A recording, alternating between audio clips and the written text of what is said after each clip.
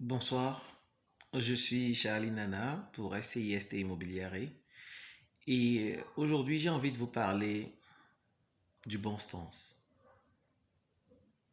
Descartes disait dans le discours de la méthode que le bon sens est la chose la mieux partagée au monde. Le bon sens est la chose la mieux partagée au monde. Et je pense que c'est une maxime, même si lui le disait vraisemblablement sur le ton de l'ironie, c'est une maxime qui est partagée par la plupart d'entre nous. Nous avons tous tendance à croire en réalité que tout le monde fait preuve de bon sens, ou alors que tout le monde, la plupart du temps, fera preuve de bon sens. Et c'est l'un des problèmes, ou c'est la source de c'est la source de nombreux problèmes pour beaucoup d'acteurs qui se lancent dans l'immobilier. C'est-à-dire de croire que parce que les gens feront preuve de bon sens, parce que les gens seront cohérents, parce que les gens seront logiques, ils ne viendront pas empiéter sur votre terrain. Parce que votre terrain est titré, quelqu'un ne viendra pas le revendre alors qu'il n'a aucun droit dessus. Parce que votre terrain est titré, personne n'essaiera d'établir notre titre foncier dessus.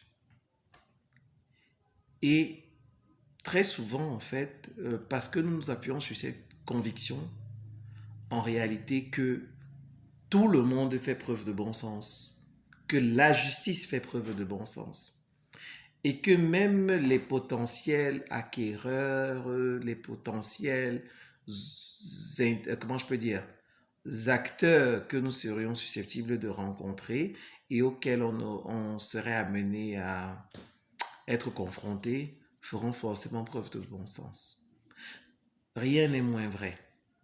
En réalité, très souvent, les hommes avec grand H, surtout au Cameroun, font preuve d'un manque de bon sens énormissime, scandaleux, patent. Aujourd'hui, nous étions sur l'un de nos terrains avec Axel que nous sommes en train de sécuriser. C'est un terrain d'une superficie relativement importante puisqu'il s'agit d'un hectare sur le goudron.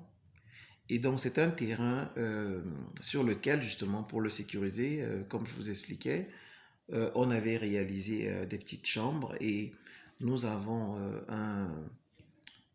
il y a quelqu'un qui vit là depuis pratiquement 15 ans aujourd'hui et qui réalise donc des travaux, qui fait des champs et qui entretient le terrain. Mais il se trouve que sur ce terrain, en fait, comme il n'y avait pas de clôture, certaines personnes qui sont en fait à l'arrière de la zone, disons qui sont en arrière euh, du terrain, en fait, ont pris l'habitude de traverser directement le terrain pour rejoindre le goudron.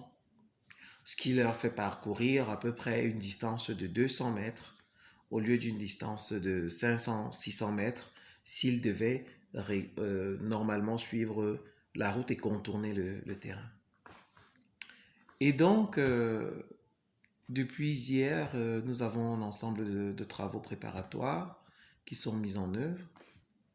Et il y a une voisine, donc, qui est à l'arrière du terrain normalement, qui est venue voir notre principal interlocuteur, celui qui, je peux dire, veille sur le terrain, et qui lui a dit, monsieur, écoutez, moi, c'est plus court pour moi aujourd'hui de passer par votre terrain pour rejoindre la route. Donc, je vous interdis euh, de clôturer ce terrain parce que je vois que vous êtes en train de faire des travaux. Je rappelle que c'est un terrain qui est titré depuis une vingtaine d'années. C'est un terrain où nous sommes les troisièmes acquéreurs. Euh, donc, la dame en question comme ça, parce que ça va simplifier sa vie. Elle dit au monsieur qui veille sur le terrain qu'écoutez, les travaux que vous envisagez de faire, vraiment, c'est inacceptable et je compte même m'y opposer. Euh, voilà, bon, le monsieur nous a tenus au courant et aujourd'hui, nous étions sur le terrain et nous avons essayé de rencontrer la dame pour comprendre de quoi il retournait. Et comme nous le pensions, en fait, cela ne s'appuie sur rien. L'argument qu'elle nous a donné, c'est que parfois, elle envoie son fils acheter le pain et que son fils est encore tout petit et que vraiment, euh, il serait inacceptable et inhumain d'obliger son enfant à faire 600 mètres, alors que s'il traversait notre terrain, il pourrait le faire en 200 mètres pour rejoindre la route et faire les courses pour lesquelles il envoie. On lui a posé une question, du moins Axel lui a posé une question à la dame en disant, et moi si je vous demandais d'ouvrir votre salon et votre chambre pour que je puisse traverser pour rejoindre la rue voisine, est-ce que vous le feriez?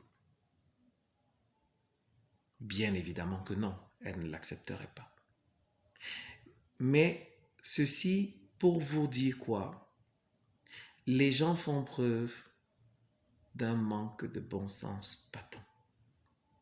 Les gens sont prêts à vous causer des ennuis en s'appuyant sur des fondements et des choses inimaginables.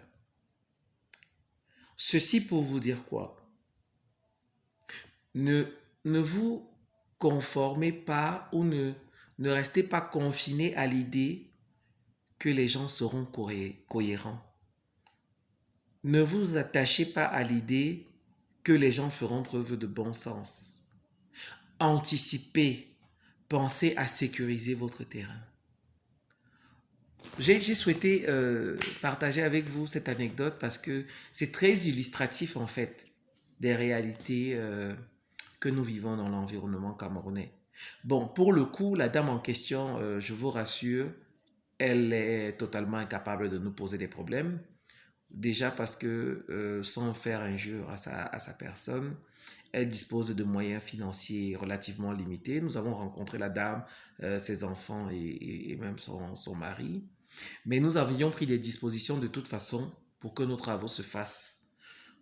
Déjà à l'annonce des menaces qu'elle avait proférées, parce que nous ne connaissions pas la dame avant cet incident, mais à l'annonce des menaces qu'elle a proférées, nous avions pris des dispositions pour que les techniciens qui sont en train de travailler soient sécurisés par une équipe de sécurité. C'est également quelque chose que nous prévoyons de temps en temps. C'est-à-dire que vous pouvez faire appel à des services de sécurité en fait lorsque vous avez des travaux sur un terrain, des travaux de sécurisation et que vous pensez peut-être que il pourrait y avoir du grabuge ou alors des débordements. Même si nous ne pensions pas qu'il y aurait des grabuges, des débordements, l'objectif en fait en les amenant était justement de dissuader toute velléité. Et je peux vous garantir que lorsque la dame en question et même ses enfants ont vu le déploiement, en fait, les échanges sont devenus très cordiaux. Donc, tout ceci, c'était juste pour vous dire que le fait d'avoir un terrain, d'avoir obtenu son titre foncier, ne suffit pas toujours. Vous devez veiller à sécuriser votre terrain, vous devez anticiper et vous devez vous mettre dans des dispositions où vous devez considérer que les gens ne feront pas toujours preuve de bon sens. C'est pas parce que c'est titré, c'est pas parce que vous l'avez acquis par devant notaire que vous n'aurez pas de problème sur votre terrain. C'est pas pour vous faire peur, c'est juste pour vous dire que il faut être conscient des contraintes de notre environnement, capitaliser dessus, ça peut vous permettre de tirer votre épingle du jeu, c'est ça qui va vous permettre de vous démarquer et surtout lorsque vous avez intégré que les gens ne sont pas toujours cohérents en fait, et que vous avez identifié ce genre de comportement, vous avez la capacité en fait d'anticiper et de prendre des dispositions pour ne pas être pris au dépourvu. Donc ce que je souhaite que vous reteniez aujourd'hui, c'est que non, le bon sens n'est pas la chose la mieux partagée au monde. Soyez vigilants, surtout lorsqu'il s'agit de questions immobilières. Dites-vous que les gens feront toujours preuve d'une mauvaise foi patente. Anticipez là-dessus, sécurisez vos investissements, pensez immobilier.